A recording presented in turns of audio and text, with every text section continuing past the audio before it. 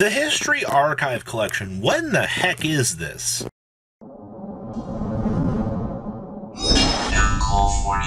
Don't be like one of the 36.5% of you that have not chosen to hit that subscribe button. How are you going to get all the cool notifications? Smash the other crap on that subscribe button so we can get to 100K.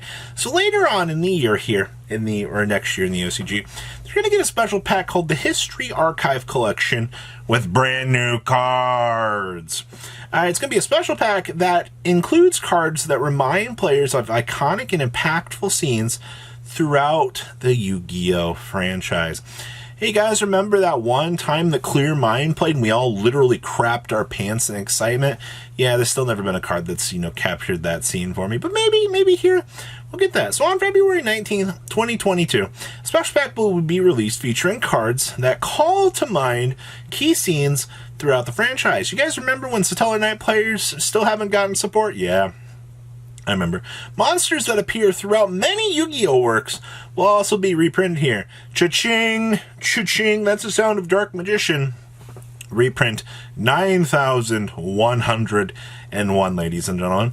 And some cards that include new cards that help reimagine famous scenes from throughout the Yu-Gi-Oh! Franchise. You guys remember that time that, instead of going back in time with Jaden and Yusei, it was actually just Kaiba and Jack Atlas?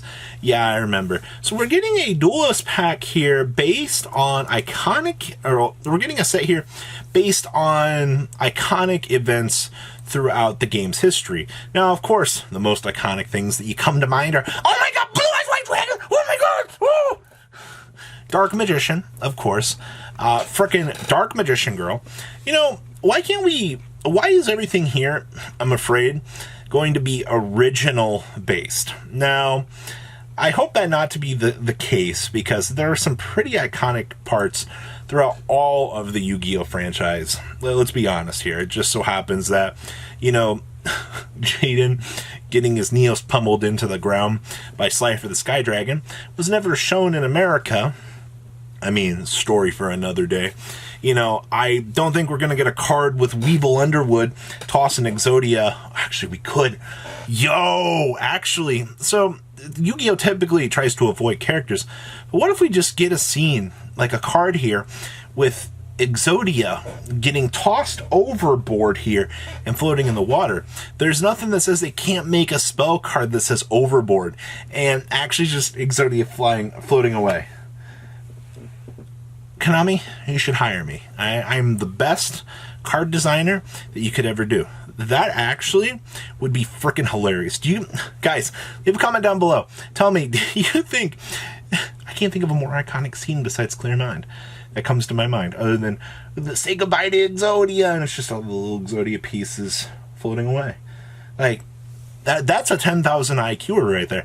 I don't know. Make it discard the top 5 cards of your deck clause and let your opponent Monster Reborn one. Make the card itself incredibly terrible, as per most Yu-Gi-Oh! Things here. But other iconic scenes from Yu-Gi-Oh! I'm so desensitized right now to Dark Magician, Dark Magic Attack, or my opponent has no monsters left on the field, attack my opponent directly. Come on now. At this point in time, for whatever they can actually pull out of this here, they better be pulling from all of the franchise. Because if this is just another set... Oh, well, wait a minute, Robbie. Hey, Robbie. I noticed that you said that this was OCG only. So you can probably expect whatever ends up getting made into this set will probably either be included in later sets next year for us. This could end up being Ghost from the Trash too, or this could even be further down the line for whatever else they plan on piping in later on in the year for releases.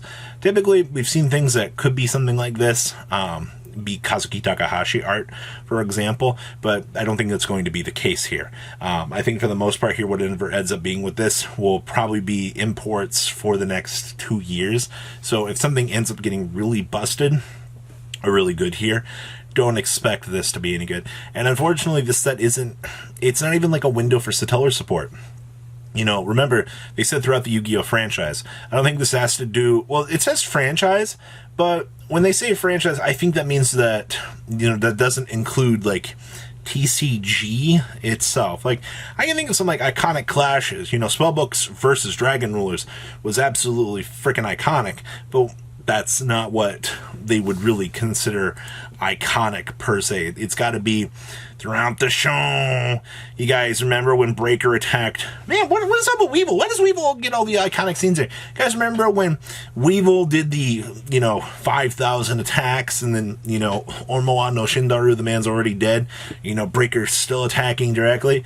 Like, I mean, that was technically a very iconic scene for the game's history, but we could get another Breaker, actually, come to think about things here. Man, please, for the love of God, make a Weevil throwing Exodia overboard card. Alright, it's just gotta be Exodia floating away in the water. Please do something with frickin' Breaker, the Magical Warrior, Konami. Recreate these iconic things. I've seen so many memes on, Monstaccato from the Japanese side of things, that seeing a new Breaker the Magical Warrior, or Breaker the Rapid Attacking Magical Warrior, or something, like, this is possible. They can do this. But then, Clear Mind is like the next thing that comes to my mind here in terms of most iconic. But, guys, what do you think are truly the most iconic scenes for you from the actual show? Please leave a comment down below. I always love reading these. I don't even think like Obelisk and Slife are clashing. There's some like good Battle City moments that they could really capture for like Wing Dragon or Raw upgrades and things like that.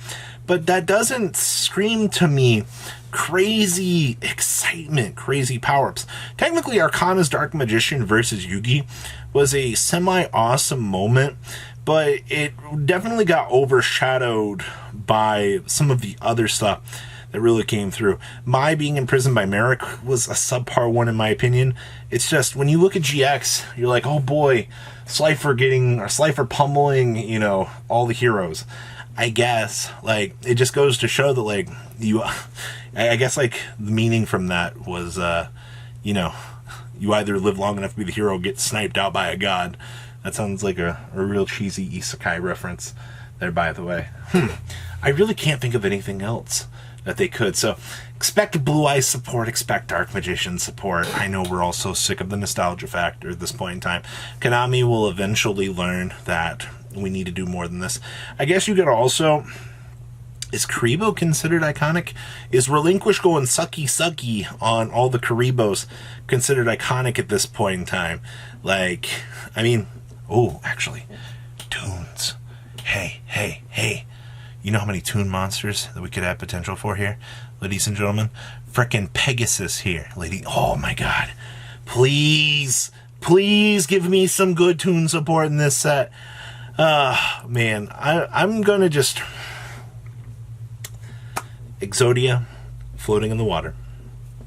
The potential for new tune support. Clear Mind references everywhere for Stardust. I don't even know what we can do for use or for Yuya, all the other franchise. Maybe they could finally tie in frickin' sevens here into actual Yu-Gi-Oh! Still don't know how they ever plan to do that. But from where I'm sitting right now, I don't see... There's nothing else iconic. So, guys, these packs will be $3.30 in Japan. They're 15 packs per box.